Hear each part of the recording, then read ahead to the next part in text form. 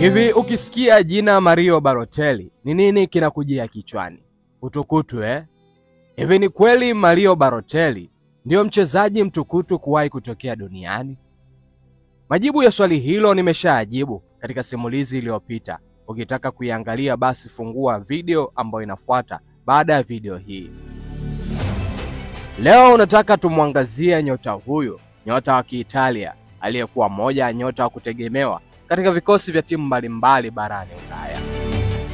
Katika ulimwengu wa soka kuna majina machache ambayo huamsha hisia tofauti kama Mario Balotelli. Anajulikana kwa kipaji chake kisichopingika uwanjani, uwezo wake wa kufunga mabao ya kushangaza na mbinu zake za kiufundi zinazovutia. Lakini pia anabeba sifa ya utukutu, akiwa ni mchezaji ambaye amefanya matukio mengi ya ajabu na yenye utata nje na ndani ya uwanja, mara nyingi yakizidi hata stori za uchezaji wake.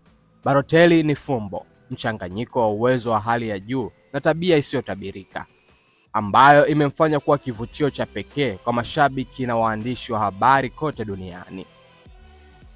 Simulizi hii itachimbua undani wa maisha yake, ikianza na asili yake, makuzi, safari yake ya soka na matukio ambayo yamemfanya kuwa yeye.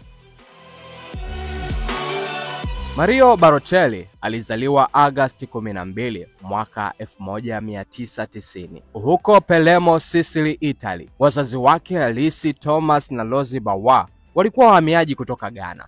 Familia hiyo ilikuwa ikikabiliwa na changamoto nyingi za kiuchumi na kiafya.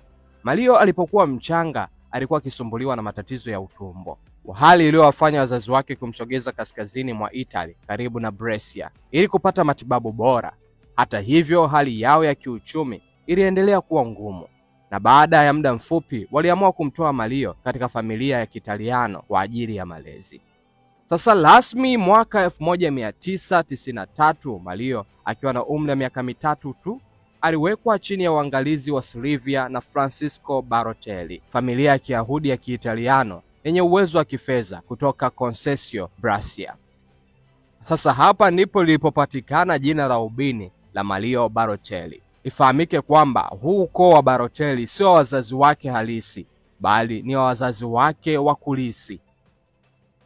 Familia ya Balotelli ilimlea Mario kama mtoto wao, ikimpa upendo, msaada na mazingira bora ya kukua. Ingawa aliendelea kuwa na uhusiano wa mbali na wazazi wake halisi, familia ya Balotelli ndiyo iliyokuwa tegemeo lake kubwa.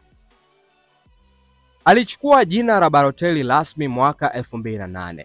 Makuzi yake yalikuwa ya kawaida ukilinganisha na watoto wengine wa familia za kitajiri. Alikulia katika mazingira ya Brescia, mji ambao ulichangia soka la Italia kwa wachezaji wengi. Ingawa alipata fursa bora za kielimu na afya, Mario alijihusisha na soka ya mtaani mapema sana. Uwanja wa mtaani na viwanja vya michezo vya karibu ndivyo vilivyokuwa shule yake ya kwanza ya soka. Huko alijifunza mbinu za kiufundi, uwezo wa kumiliki mipira na ujanja wa kuwapiga chenga wapinzani wake. Kipaji chake kilionekana wazi mapema, akiwa na nguvu za kimwili, kasi na uwezo wa kushangaza wa kufunga mabao hata akiwa na umri mdogo. Mtaani alikuwa Super Mario kabla hata ya jina lake hilo kubwa kujulikana kimataifa. Balotelli alianza safari yake rasmi ya kisoka akiwa katika klabu ya Rumezane akiwa na umri wa miaka 15 tu. Alicheza mechi yake ya kwanza katika kikosi cha wakubwa cha Rumezana katika Serie C1 na kuwa mchezaji mdogo kuwahi kucheza ligi hiyo. Kipaji chake hakikupingika na vilabu vikubwa vya Italy vikaanza kumwania. Mnamo mwaka 2007 akiwa na umri wa miaka 17, Balotelli alijiunga na Inter Milan, moja ya vilabu vikubwa zaidi nchini Italia, chini ya kocha Roberto Mancini ambaye amekuwa na ushawishi mkubwa katika maisha yake ya soka. Safari yake na Inter ilianza vizuri, akifunga mabao muhimu na kuonyesha uwezo wake wa kipekee. Alishinda taji la Serie A mara 3 na Inter na ligi ya mabingwa Ulaya mwaka 2010 chini ya kocha Jose Mourinho. Hata hivyo, kipindi chake na Inter kilitawaliwa na matukio ya utata, akikabiliana na migogoro na baadhi ya mashabiki, wachezaji wenzake na hata makocha, ikiwemo Jose Mourinho mwenyewe. Mourinho alimtaja Balotelli kama mchezaji mwenye tabia ngumu, akimkosoa mara kadhaa kwa ukosefu wake wa nidhamu na umakini. Matukio kama vile kutupa jezi ya Inter Milan chini baada ya mechi ya ligi ya mabingwa dhidi ya Barcelona yaliweka doa kwenye uhusiano wake na klabu hiyo na mashabiki. Mwaka 2010 Mario Balotelli alihamia Manchester City ya England, akijiunga tena na kocha Roberto Mancini huko England. Hii ilionyesha ni jinsi gani Roberto Mancini alikuwa akimwamini Mario Balotelli. Huko England ndiko safari yake ya utukutu ilikolea zaidi, lakini pia aliendelea kuonyesha uwezo wake mkubwa wa kufunga mabao. Alichangia pakubwa City kushinda taji la ligi kuu England msimu wa mwaka 2011-2012, hasa kwa assist yake maarufu kwa Sergio Aguero katika dakika za lala salama katika mchezo wa mwisho wa msimu. Alishinda kombe la FA akiwa na City pia. Mbali na mafanikio ya uwanjani, Balotelli alifanya matukio mengi ya ajabu yaliyomfanya kuwa gunzo jijini. Kuanzia matumizi mabaya ya fataki ndani ya nyumba yake, Why Always Me, jezi yake baada ya kufunga dhidi ya Manchester United, kurusha mishale kwa wachezaji wa timu ya vijana, hadi kuingia katika duka la shule na kutoa pesa kwa watoto. Matukio haya, ingawa yalikuwa ya kustaajabisha, yalimfanya kuwa mmoja wa wachezaji wanaozungumzwa zaidi nchini Uingereza. Baada ya miaka mitatu yenye mafanikio mengi England, Balotelli alirudi tena Italy kujiunga na AC Milan mwaka 2013. Alianza kwa kishindo akifunga mabao mengi na kuonyesha uwezo wake wa asili. Alikuwa mmoja wa washambuliaji bora wa Serie A. Hata hivyo, kipindi chake na Milan pia kilikuwa na changamoto zake, ikiwemo majeraha na kushuka kwa kiwango. Mnamo mwaka 2014, Balotelli alijiunga na Liverpool akitarajiwa kuziba pengo lililoachwa na Luis Suarez. Hata hivyo, kipindi chake na Liverpool kilikuwa cha kukatisha tamaa. Alihangaika kufunga mabao na hakuweza kuonyesha uwezo wake wa kawaida. Alicheza chini ya matarajio makubwa yaliyokuwa yamewekwa kwake. Baada ya Liverpool, Balotelli alianza kuzunguka katika vilabu tofauti barani Ulaya. Akianza Ufaransa akicheza katika timu ya Nantes, kisha baadaye akahamia katika timu ya Marseille. Baadaye akahamia Italy katika timu ya Brescia na baadaye akahamia katika Monza. Uturuki pia alipita katika timu ya Adana Demirspor na kumalizia Uswizi katika timu ya Sion. Ingawa alikuwa na vipindi vyema kwa baadhi ya vilabu hivyo, lakini hakuweza tena kufika kiwango chake cha juu alichokionyesha zamani. Mara nyingi matukio yake na tabia yake ya nje ya uwanja yaliendelea kufuatiliwa. Bila shaka Balotelli alikuwa na uwezo mkubwa wa kisoka. Alikuwa na nguvu za kimwili, kasi na uwezo wa kushangaza wa kumiliki mipira. Shuti lake lilikuwa kali na la uhakika, akifunga mabao kutoka umbali mrefu na ndani ya eneo la hatari.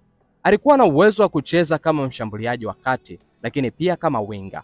Uwezo wake wa kucheza katika ligi mbalimbali na nchi tofauti na chini ya makocha tofauti ulimpa uelewa wa kina wa mchezo wa mpira wa miguu.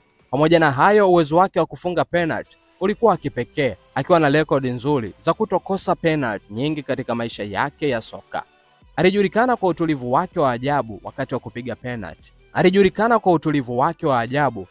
kupiga penalty. Sasa nje ya uwanja alijulikana kwa matendo yake yasiyotarajiwa ya mara kwa mara, yasiyo na mantiki, kama kutumia fataki ndani ya nyumba, kuendesha gari kwa kasi kubwa, kutupa mishale na matukio mengine mengi yaliyomfanya kuwa mhusika mkuu katika vyombo vya habari, hasa vyombo vya udaku.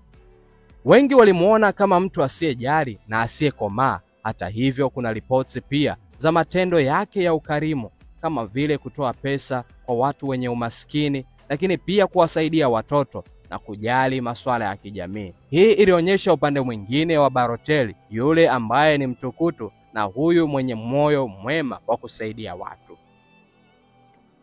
Ndani ya uwanja tabia yake ilikuwa sawa na nje ya uwanja. Alionyesha hasira za haraka, alipokea kadi nyingi za njano na nyekundu kwa sababu za kijinga, na mara nyingi alionekana kutojali migogoro na wachezaji wenzake, wapinzani na hata marefa haikuwa jambo geni kwake. Lakini pia alionyesha uwezo wake wa ajabu wa kufunga mabao muhimu na kuonyesha ufundi wa soka. Hebu sasa tuyatazame mafanikio yake na rekodi zake za kisoka.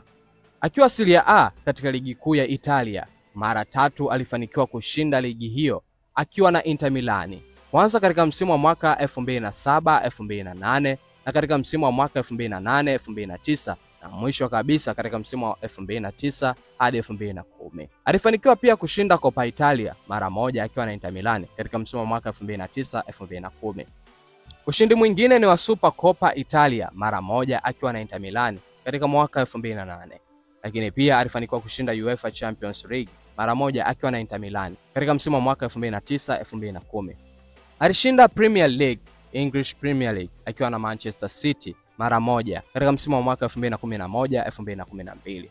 Alishinda pia FA Cup mara moja akiwa na Manchester City katika msimu wa mwaka 2010-2011. Hebu tutazame sasa mafanikio yake binafsi. Alifanikiwa kushinda tuzo ya Golden Boy Award mwaka 2010, tuzo inayotolewa kwa wachezaji bora chipukizi barani Ulaya. Mafanikio yake mengine ni pamoja na kuteuliwa katika timu bora ya UEFA Euro 2012. Lakini pia alifanikiwa kuwa mfungaji bora wa pili wa Euro mwaka huo huo 2012. Balotelli pia alihusika katika kampeni mbalimbali za kupinga ubaguzi wa rangi katika soka. Lakini pia amekuwa balozi wa hisani na amechangia katika miradi mbalimbali ya kijamii. Jambo la mwisho ni kwamba amekuwa na sura maarufu katika matangazo ya biashara na michezo ya video, yani video games. Nadhani ushawahi kukutana na kauli hii, why always me? Yes, hii ni kauli ama maneno kutoka kwa Mario Balotelli baada ya kufunga bao dhidi ya Manchester United, mechi ambayo City ilishinda 6-1. Balotelli alivua jezi yake na kuonyesha jezi yake ya ndani iliyokuwa imeandikwa neno why always me? Kwa nini daima mimi? Ujumbe huu ulilenga kujibu kelele za waandishi wa habari na mashabiki kuhusu tabia yake. Hata hivyo, katika kipindi chake cha soka, Balotelli alikutana na matukio mengi ya kibaguzi ambayo kwa namna moja ama nyingine ilichangia katika kukuza tabia yake ya utukutu, ikiwa ni moja kati ya njia za kujihami dhidi ya ubaguzi huo. Na ujumbe wake huu wa why always me uliashiria ile hisia yake ya ndani aliyoificha kwa muda mrefu na yale maumivu kutokana na vitendo hivyo vya kibaguzi dhidi yake. Hasa maisha yake baada ya kipindi cha soka ama kilele cha soka yalikuwa ya utulivu zaidi ukilinganisha na miaka yake ya ujana. Ameonekana akitumia muda mwingi na watoto wake, akionekana kuwa baba bora na baba anayejali familia yake. Bado anafuatiliwa na vyombo vya habari, lakini si kwa kiwango kile kama ilivyokuwa mwanzo.